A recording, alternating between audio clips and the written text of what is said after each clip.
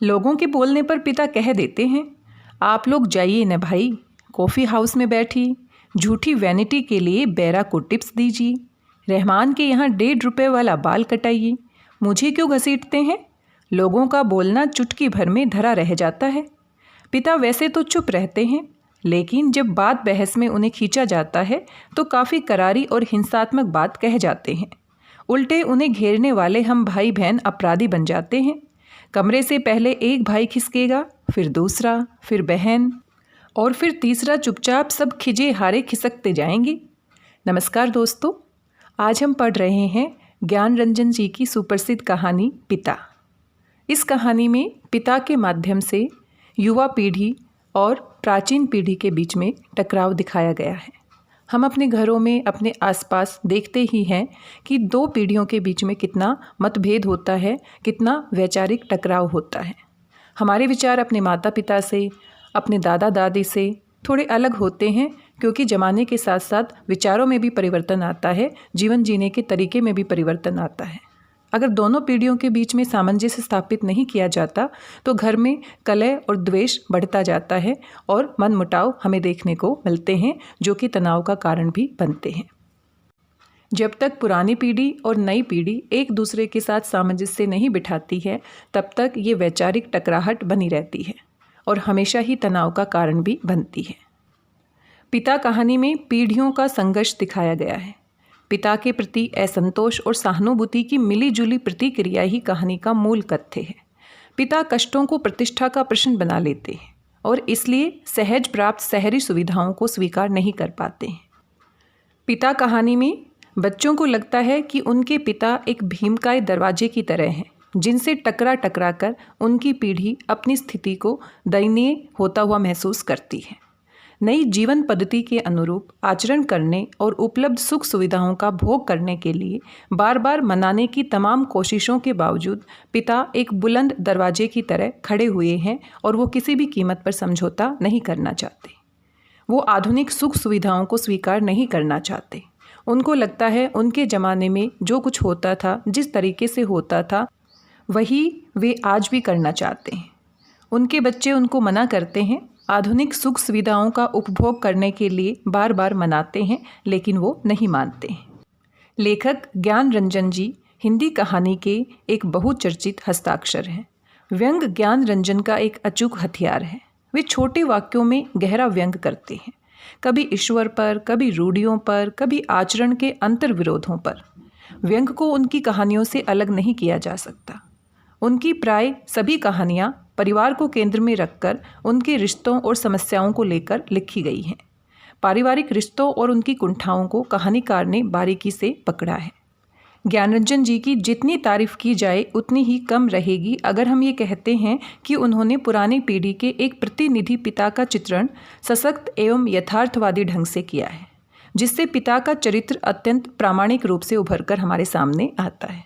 आइए जानते हैं कहानी में क्या होता है, किस तरह का वैचारिक द्वंद्व यहाँ पर दिखाया गया है और किस तरह के अंतर विरोध यहाँ पर उत्पन्न होते हैं। कहानी को पढ़ने के बाद इन सभी को हम समझ सकते हैं। कहानी पिता। उसने अपने बिस्तर का अंदाज लेने के लिए मात्र आधे पल को बिजली जलाई। बिस्तरे फर्श पर बिछे थे। उसकी स्त्री ने सोते सोते ही बड़बड़ाया, आ गए, और बच्चे की तरफ करवट लेकर चुप हो गई। लेट जाने पर उसे एक बड़ी डकार आती मालूम पड़ी, लेकिन उसने डकार ली नहीं। उसे लगा कि ऐसा करने से उस चुप्पी में खलल पड़ जाएगी जो चारों तरफ भरी है, और काफ़ी रात एक ऐसा होना उचित नहीं है। अभी घनश्याम नगर के मकानों के लंबे सिलसिलों के किनारे किनारे सवारी गाड़ी धड़धड़ाती हुई गुजरी। थोड़ी देर तक एक बहुत साफ भागता हुआ शोर होता रहा। सर्दियों में जब ये गाड़ी गुजरती है तब तक लोग एक पहर की नींद ले चुके होते हैं। गर्मियों में 11:30 का कोई विशेष मतलब नहीं होता। यूँ उसके घर में सभी जल्दी सोया करते हैं, जल्दी खाया और जल्दी उठा करते हैं। आज बेहद गर्मी है। रास्ते भर उसे जितने लोग मिले उन सब ने उससे गर्म और बेचैन कर देने वाले मौसम की ही बात की। कपड़ों की फजीहत हो गई, बदहवासी, चिपचिपाहट और थकान है। अभी जब सवारी गाड़ी शोर करती हुई गुजरी तो उसे ऐसा नहीं लगा कि नींद लगते लगते टूट गई हो, जैसा जाड़ों में प्राय लगता है। बल्कि यूँ लगा कि अब अगर सोने की चेष्टा शुरू नहीं की गई तो सचमुच देर हो जाएगी। उसने जम्भाई ली। पंखे की हवा बहुत गर्म थी और वह पुराना होने की वजह से चिढ़ाती सी आवाज़ भी कर रहा था। उसको लगा दूसरे कमरों में भी लोग शायद उसकी ही तरह जम्भाइयाँ ले रहे होंगे, लेकिन दूसरे कमरों के पंखे पुराने नहीं हैं। उसने सोचना बंद करके अन्य कमरों की आहट लेनी चाहिए। उसे कोई बहुत मासूम सी ध्वनि भी 1-1.5 मिनट तक नहीं सुनाई दी, जो सन्नाटे में काफ़ी तेज होकर आ सकती हो। तभी पिता की चारपाई बाहर चरमराई। वह किसी आहट से उठे होंगे। उन्होंने डांटकर उस बिल्ली का रोना चुप कराया जो शुरू हो गया था। बिल्ली थोड़ी देर चुप रहकर फिर रोने लगी। अब पिता ने डंडे को गचकर कई बार पटका और उस दिशा की तरफ खदेड़ने वाले ढंग से दौड़े जिधर से रोना आ रहा था। फिर हट हट चिल्लाए। वह जब घूम फिरकर लौट रहा था तो पिता अपना बिस्तरा बाहर लगाकर बैठे थे। कनखी से उसने उन्हें अपनी गंजी से पीठ का पसीना रगड़ते हुए देखा और बचता हुआ वह घर के अंदर दाखिल हो गया। उसे लगा कि पिता को गर्मी की वजह से नींद नहीं आ रही है, लेकिन उसे उस स्थिति से रोष हुआ। सब लोग पिता के अंदर पंखे के नीचे सोने के लिए कहा करते हैं, पर वह जरा भी नहीं सुनते। हमें क्या, भोगें कष्ट। कुछ देर पड़े रहने के बाद वह उठा और उसने उत्सुकतावश खिड़की से बाहर झांका। सड़क की बत्ती छाती पर है। गर्मियों में ये बेहद अखर जाता है। पिता ने कई बार करवटें बदली, फिर शायद चैन की उम्मीद में पाटी पर बैठ पंखा झलने लगे। पंखे की डंडी से पीठ का वह हिस्सा खुजाते हैं जहां हाथ की उंगलियां दिक्कत से पहुंचती है। आकाश और दरख्तों की तरफ देखते हैं। रिलीफ पाने की किसी बहुत हल्की उम्मीद में शिकायत उगलते हैं। बड़ी भयंकर गर्मी है, एक पत्ता भी नहीं डोलता। उसका यह वाक्य जो नितांत व्यर्थ है अभी अभी बीते क्षण में डूब गया। गर्मी बरकरार है और रहेगी, क्योंकि ये जाड़े बरसात का मौसम तो है नहीं। पिता उठकर घूमने लगते हैं। 1 या 2 बार घर का चक्कर चौकीदारों की तरह हो करते हुए लगाते हैं ताकि कोई सेंध वेद न लग सके। लौटकर थके स्वर में हे ईश्वर कहते हुए उंगली से माथे का पसीना काटकर जमीन पर चुआने लगते हैं। बड़ा गजब है। कमरे की एक दीवार से टिककर बैठ जाने पर वह काफ़ी तनाव में सोचने लगा। अंदर कमरों में पंखों के नीचे घर के सभी दूसरे लोग आराम से पसरे हैं। इस साल जो नया पेडेस्टल खरीदा गया है वह आंगन में दादी अम्मा के लिए लगता है। बिजली का मीटर तेज चल रहा होगा। पैसे खर्च हो रहे हैं, लेकिन पिता की रात कष्ट में ही है। लेकिन गजब ये नहीं है, गजब तो पिता की जिद है। वह दूसरे का आग्रह अनुरोध माने तब न। पता नहीं क्यों पिता जीवन की अनिवार्य सुविधाओं से भी चिढ़ते हैं। वह झल्लाने लगा। चौक से आते वक्त 4 आने की जगह 3 आने और 3 आने में तैयार होने पर 2 आने में चलने वाले रिक्शे के लिए पिता घंटे घंटे खड़े रहेंगे। धीरे धीरे सबके लिए सुविधाएं जुटाते रहेंगे, लेकिन खुद उसमें से कम या नहीं शामिल करेंगे। पहले लोग उनकी काफ़ी चिरोरी किया करते थे, अब लोग हार गए हैं। जानने लगे हैं कि पिता के आगे किसी की चलेगी नहीं। आज तक किसी ने पिता को वॉश बेसिन में मुंह हाथ धोते नहीं देखा। बाहर आकर बगिया वाले नल पर ही कुल्ला दातुन करते हैं। दादा भाई ने अपनी पहली तनख्वाह से गुसल खाने में बड़े उत्साह के साथ एक खूबसूरत शावर लगवाया, लेकिन पिता को अरसे से हम बस आंगन में धोती को लंगोट की तरह बांधकर तेल चुपड़े बदन पर बाल्टी बाल्टी पानी डालते देखते आ रहे हैं। खुले में स्नान करेंगे, जनेऊ से छाती और पेट का मैल काटेंगे। शुरू में दादा भाई ने सोचा पिता उसके द्वारा शावर लगवाने से बहुत खुश होंगे और उन्हें नई चीज़ का उत्साह होगा। पिता ने जब कोई उत्साह प्रकट न किया तो दादा भाई मन ही मन काफ़ी निराश हो गए। 1-2 बार उन्होंने हिम्मत करके कहा भी, आप अंदर आराम से क्यों नहीं नहाते? पिता आसानी से उसे टाल गए। लड़कों द्वारा बाजार से लाई बिस्किटें, महंगे फल पिता कुछ भी नहीं लेते। कभी लेते भी हैं तो बहुत नाक भों सिकोड़कर उसके बेस्वाद होने की बात पर शुरू में ही जोर दे देते हुए। अपनी अमावट, गज्जक और दाल रोटी के अलावा दूसरों द्वारा लाई गई चीज़ों की श्रेष्ठता से वह काफ़ी प्रभावित नहीं होते। वह अपना हाथ पाँव जानते हैं, अपना अर्जन, और उसी में उन्हें संतोष है। वे पुत्र और जो पिता के लिए कुल्लू का सेब मंगाते और दिल्ली एम्पोरियम से बढ़िया धोतियाँ मंगाकर उन्हें पहनाने का उत्साह रखते थे, अब तेजी से पिता विरोधी होते जा रहे हैं। सुखी बच्चे भी अब गाहें बगाहें मुंह खोलते हैं और क्रोध उगल देते हैं। लद लद बाहर आम के 2 सीकरों के लगभग एक साथ गिरने की आवाज़ आई। वह जानता है पिता आवाज़ से स्थान साधने की कोशिश करेंगे। टटोलते टटोलते अंधेरे में आम खोजेंगे और एक खाली गमले में इकट्ठा करते जाएंगे। शायद ही रात में 1-2 आम उनसे चूक जाते हैं, ढूंढने पर नहीं मिलते, जिनको सुबह पा जाने के संबंध में उन्हें रात भर संदेह होता रहेगा। दीवार से काफ़ी देर एक ही तरह टिके रहने से उसकी पीठ दुखने लगी थी। नीचे रीढ़ के कमर वाले हिस्से में रक्त की चेतना बहुत कम हो गई। उसने मुद्रा बदली।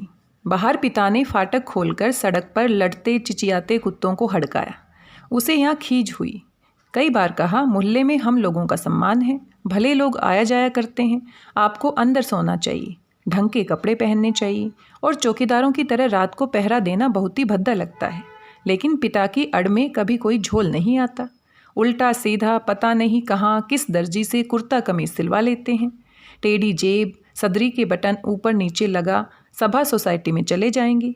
घर भर को बुरा लगता है।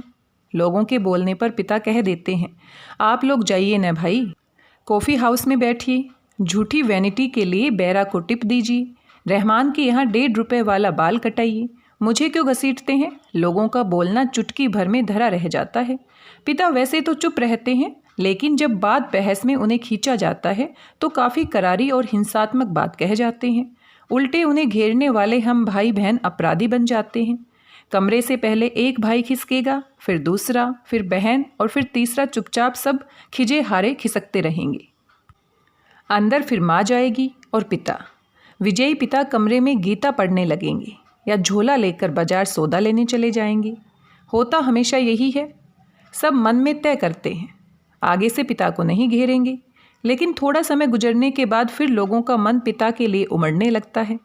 लोग मौका ढूंढने लगते हैं, पिता को किसी प्रकार अपने साथ की सुविधाओं में थोड़ा बहुत शामिल कर सकें, पर ऐसा नहीं हो पाता।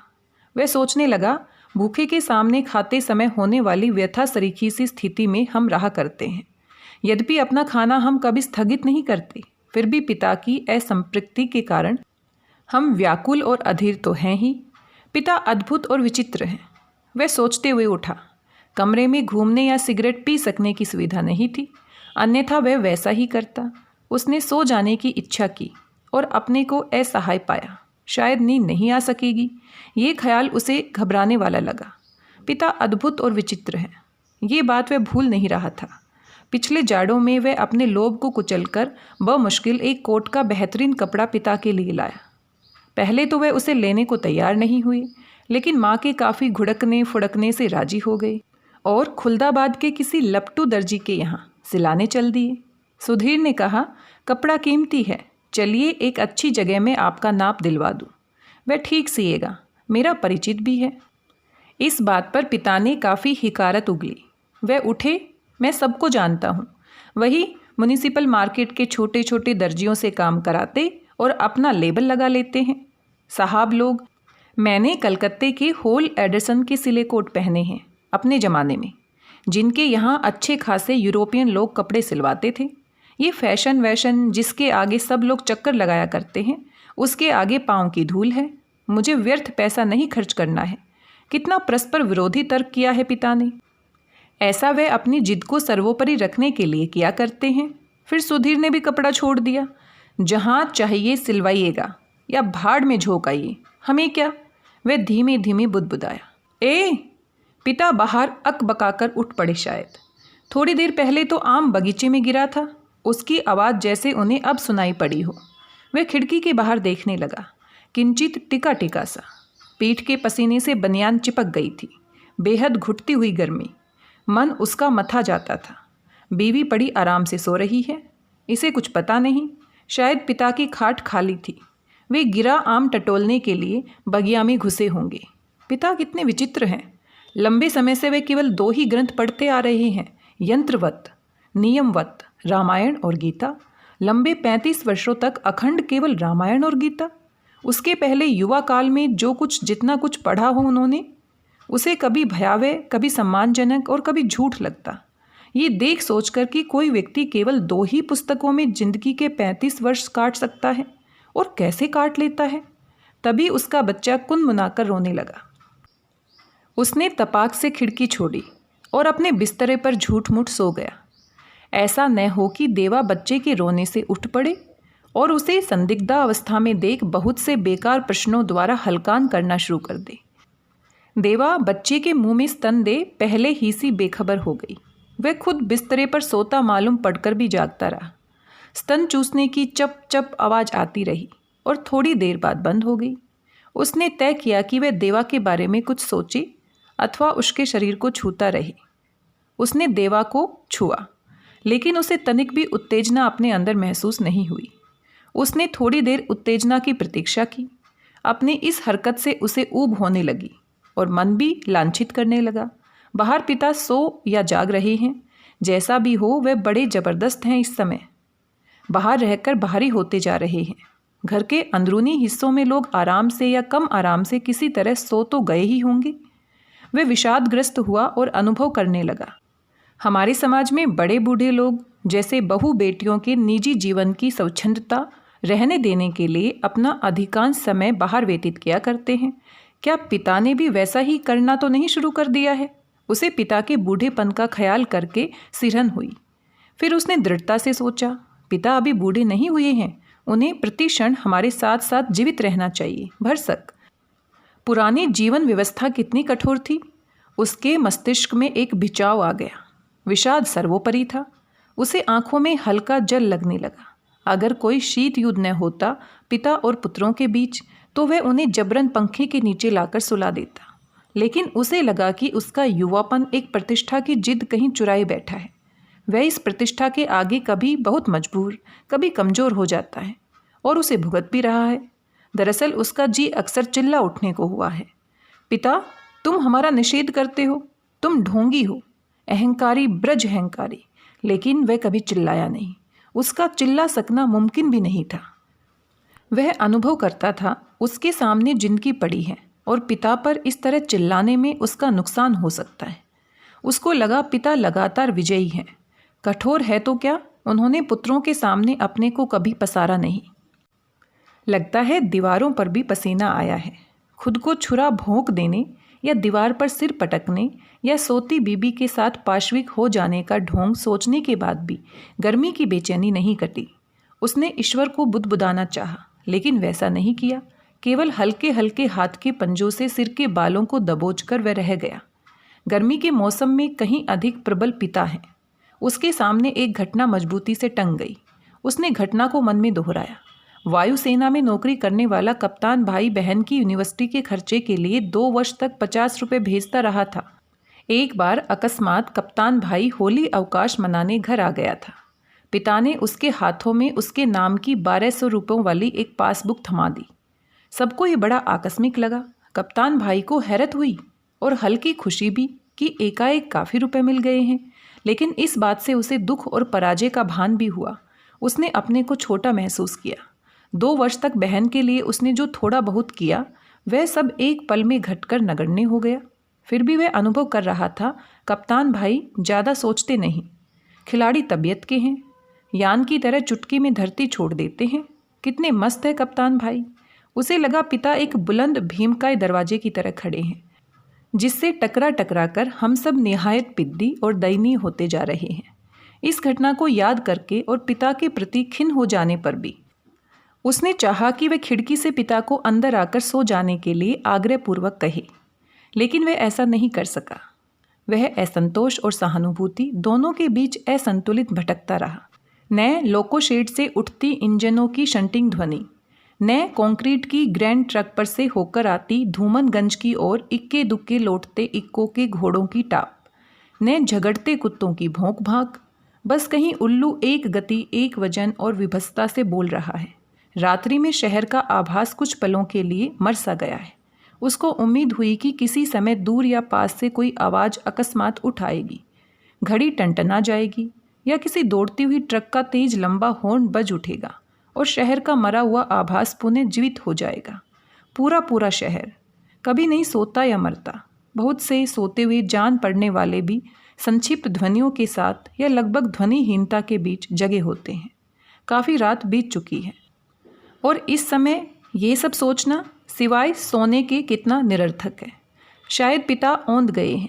करवट बदलने से उत्पन्न होने वाली खाट की चरमराहट, आम टटोलते समय सूखी अधसूखी पत्तियों के कुचलने की आवाज़, लाठी की पटक, मकान के फेरे के वक्त की खांस खखार, कुत्ते बिल्लियों को हड़काना कुछ सुन नहीं पड़ रहा है। इस विचार से कि पिता सो गए होंगे उसे परम शांति मिली और लगा कि अब वह भी सो सकेगा। शीघ्र नींद के लिए उसने टकटकी बांधकर पंखे की तरफ देखना शुरू किया। गर्म हवा के बावजूद दिन भर की व्यर्थ थकान और सोच विचार से पस्त हो जाने की वजह से वह नींद में चित्त हो गया। थोड़े समय उपरांत वह एकाएक उचक कर उठ बैठा। उसने चारों तरफ कुछ देख पाने के लिए कुछ क्षणों तक गड़े हुए अंधेरे को घूरा। हुआ ये कि उसे शरीर में एकाएक बहुत गर्मी सी लगी थी और अजीब सरसराहट हुई। शायद पसीने से भीगी टांग पत्नी के बदन से छू गई थी।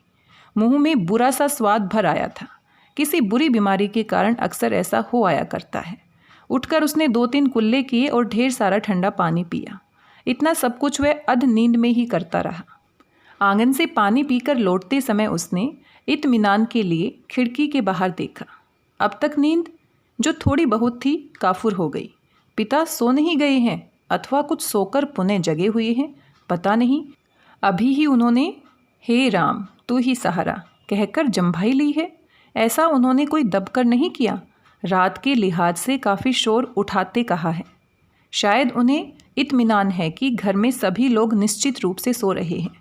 पिता ने अपना बिस्तरा गोल मोड़कर खाट के एक सिरे पर कर लिया है और वे सुराही से प्याले में पानी ले लेकर अपनी खटिया की बांध तर कर रहे हैं। सुराही से खाट तक और खाट से सुराही तक बार बार आते जाते हैं। बहुत बार ऐसा करने पर खाट का बांध तर हुआ है। इसके बाद उन्होंने पानी पिया और पुनः एक बड़ी आवाज़दार जम्भाई के साथ लिपटे हुए बिस्तर का सिरहाना बना निखरी खटिया पर लेट गए। तड़का होने में पता नहीं कितनी देर थी। थोड़ी देर बाद पंखा जमीन पर गिराकर उनका दायां हाथ खटिया की पाटी से झूलने लगा। चारों तरफ धूमिल चांदनी फैलने लगी है।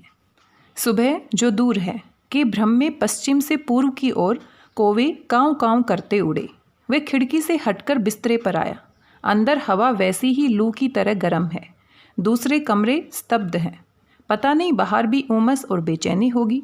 वह जागते हुए सोचने लगा, अब पिता निश्चित रूप से सो गए हैं शायद। और इन्हीं पंक्तियों के साथ पिता कहानी समाप्त हो जाती है। इस कहानी में हमने देखा रूढ़ियों से चिपके पिता के जिद्दी रूप को। संयुक्त परिवार के टूटते चले जाने और युवाओं का शहरों की ओर रुख करने से बूढ़ों की अपनी समस्याएं बढ़ी हैं। इस असहाय अवस्था में वे अकेले पड़ते जा रहे हैं। उनकी देखरेख करने वाला कोई नहीं रह गया है। ये लोग अक्सर गांव में ही रह जाते हैं। लेकिन पिता कहानी में इस चिर परिचित समस्या को रेखांकित नहीं किया गया है, बल्कि पुरानी पीढ़ी की रूढ़िवादिता को उद्घाटित किया गया है। यहाँ पिता संयुक्त परिवार के एक सम्मानित सदस्य हैं। परिवार ने उनको अकेला नहीं छोड़ा है। परिवार उनके साथ रहना चाहता है, लेकिन पिता स्वयं ही सभी से उदासीन रहते हैं। परिवार उन्हें छोड़कर कहीं नहीं जाता। वह तो उनके इर्द गिर्द सुविधाएं जुटाने का प्रयास भी करता है, लेकिन पिता इन प्रयासों के प्रति कोई रुचि नहीं दिखाते हैं। पिता कहानी के माध्यम से पारिवारिक संबंधों में एक नए आयाम को उजागर करने की कोशिश दिखाई देती है, जो दूसरी कहानियों से बिल्कुल अलग है। यहाँ पिता अपनी रूढ़ियों व संस्कारों से चिपके हुए हैं। उनको छोड़ना नहीं चाहते। आवश्यक सुविधाओं को भी वे फिजूल खर्ची मानते हैं। परिवारजनों के बार बार आग्रह करने पर भी वे उन सुविधाओं का उपभोग नहीं करते, जबकि घर के लोग आवश्यक सुविधाएं मुहैया कराने के लिए हमेशा तैयार रहते हैं। आज जब संयुक्त परिवार के लगातार टूटने की बातें हम करते हैं और बुजुर्गों की दयनीय स्थिति की बातें करते हैं, उन्हें प्राय अकेलेपन में जीवन के आखिरी दिन बिताने पड़ते हैं।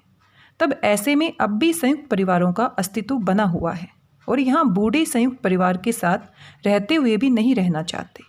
यानी अपनी जिद और पुरानी मान्यताओं और विश्वासों से वे इस हद तक चिपके होते हैं कि किसी प्रकार का नयापन वे स्वीकार नहीं करना चाहते।